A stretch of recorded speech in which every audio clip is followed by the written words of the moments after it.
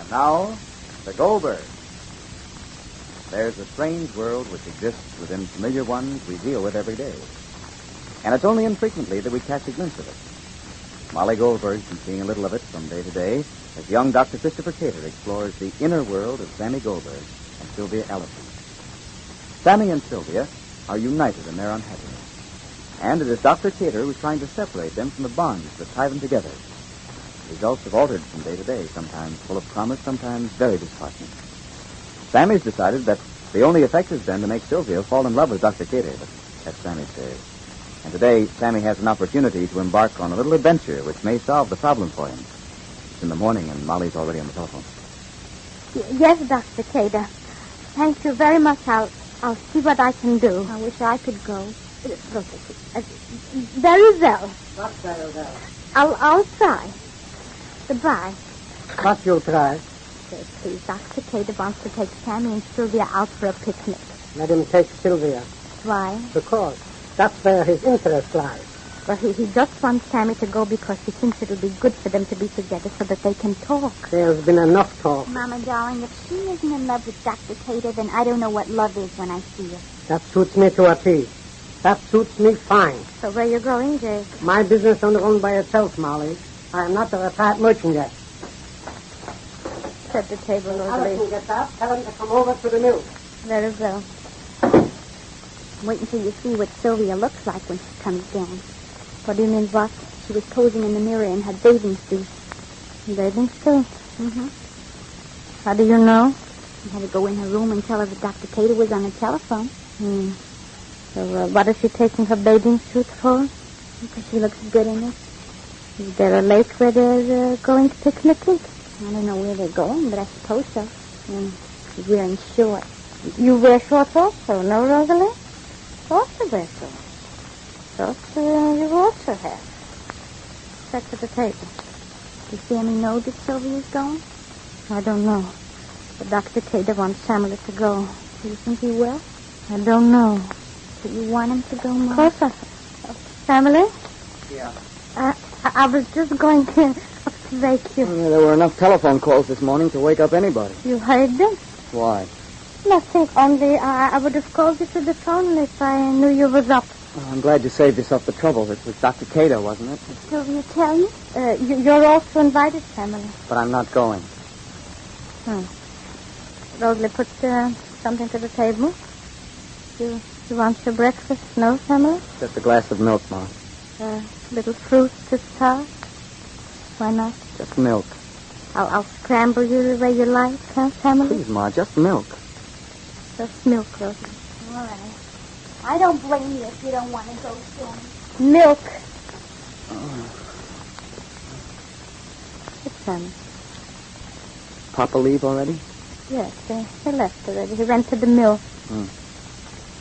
Does Sylvia know Dr. Cater asked me to go along with him? I think so. I'll get you some crackers, too, Sam. And the butter too, Rosalie? Oh, no, I'll get it.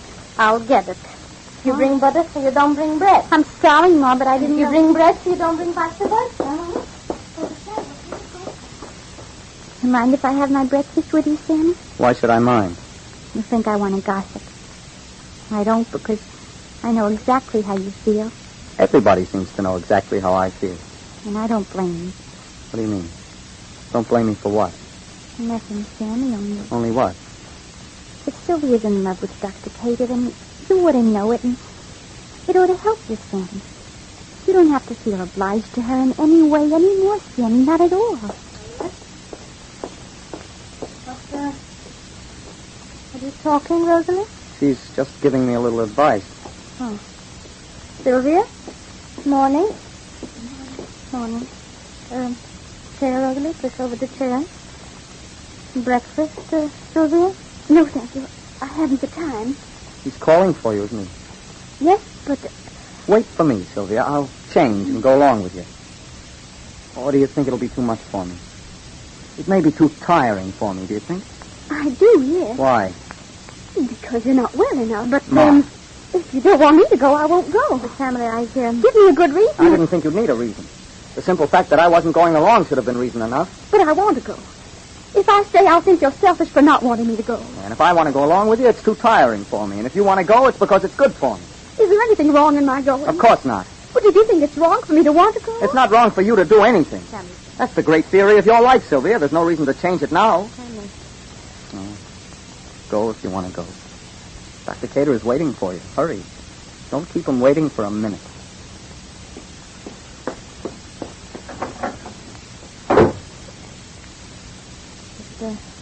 Hamlet, Dr. Cater did ask you to go. Then why didn't she say so? I hope she never comes back.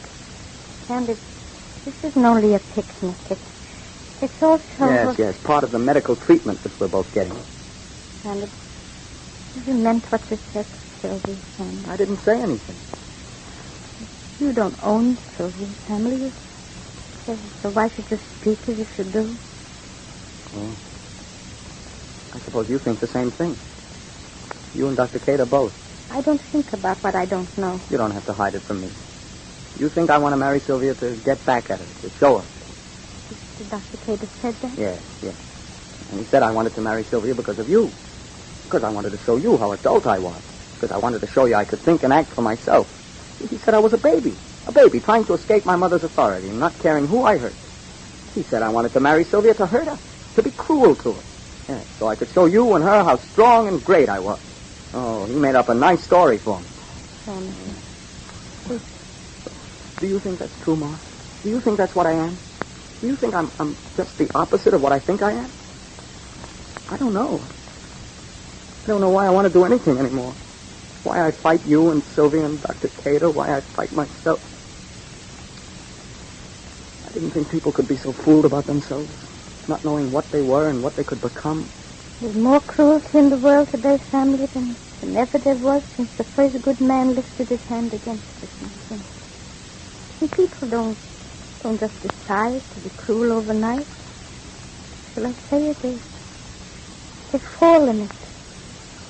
One day they do one thing, one day they do the next thing, and each seems so natural and each seems so right. And then after a while, the most horrible things are the easiest and the most natural. And why? Because the conscience goes to sleep, my dear.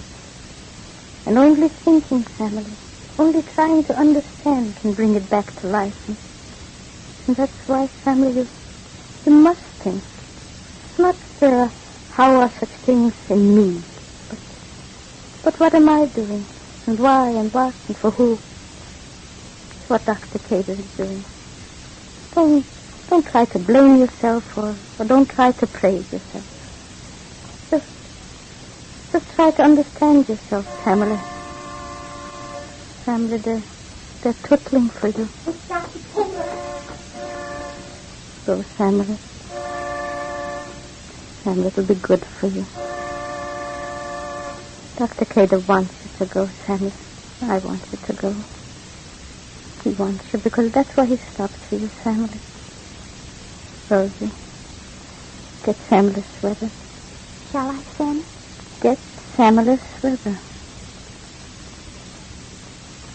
And so one of the strangest picnics that two young people ever took starts on its way. There's swimming, lunch, and the hot sun. And the oddest kind of conversation with startling results.